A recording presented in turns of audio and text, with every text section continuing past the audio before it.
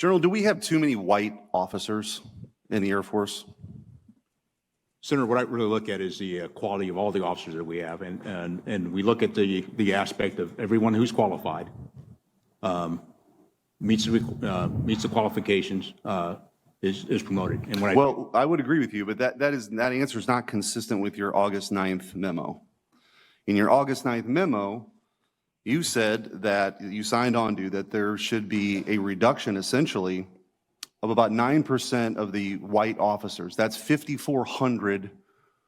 We have 5,400, too many white officers.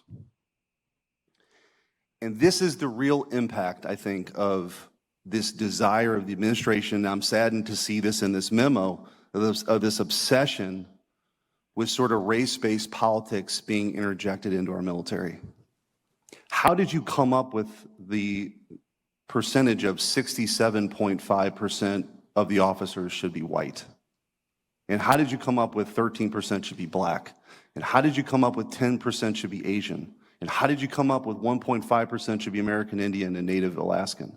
How did you come up with 1% being Native Hawaiian or other Pacific Islander? And how did you come up with 15% of our officers should be Hispanic or Latino?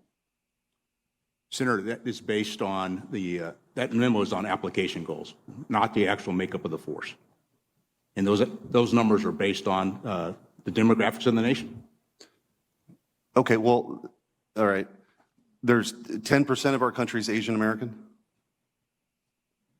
So is that where you came up with it? Just a percentage of the population? Essentially.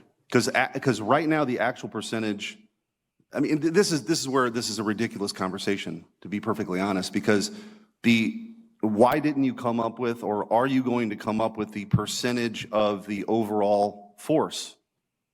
Did you contemplate that? Of how many, black Americans should be in the Air Force? Or how many Asian Americans should be in the Air Force? Did you contemplate the total force percentages? Senator, what we looked at was the aspect of providing opportunities for anybody who wants to serve this class. Listen, if that were the case, if that were what was in this memo, I wouldn't be asking you these questions. But we have in a memo signed by you that you think right now there are too many white officers, and this is a blanket statement. And so I could go down the line of questioning of which of the 5,400 white officers that we have too many should be fired. Because that is the actual impact of all this. I agree with you. Your story about wanting to be the best pilot in the Air Force, regardless of race, that is what the military is supposed to be. It's this great meritocracy. It's why there's uniforms and haircuts. And I've heard so many of my colleagues talk about, infusing abortion politics into this. That is exactly what's wrong. This administration has infused abortion politics into our military, COVID politics into our military, DEI politics into our military, and it is a cancer on the best military in the history of the world. Those men and women deserve better than this. This idea that they have to go through these struggle sessions with DEI training, because trust me, I believe that we ought to have the broadest pool of applicants and get the best and the brightest, and we ought to be recruiting in various areas to make sure we have the best and the brightest from every community, regardless of your race or your gender or your ethnicity. But that's not what DEI is. DEI is an ideology based in cultural Marxism. And somehow, some way, we ended up in a place where a general in the Air Force is advocating for racial quotas, whether it be by applicants or the number of officers, or maybe the total unit. And I just think that's wrong.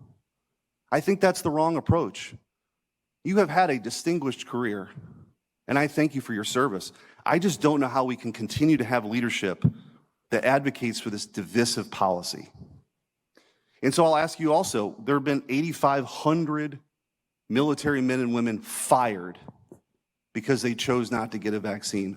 If confirmed, what would you do to go out, not just they can reapply and there's a process, to go out and recruit these folks back? What would you do to do that? What would you do to accomplish that? Senator, if confirmed, I'd provide them the opportunity to reapply. I just don't think that's good enough. I heard that Secretary Austin. I just don't think that's good enough. We did a great disservice to this country by firing people because they made that decision. I think they ought to be reinstated with rank and back pay. I have not heard that from anybody that's come before this committee, and I'm saddened by that. I think I'm out of time, Mr. Chairman.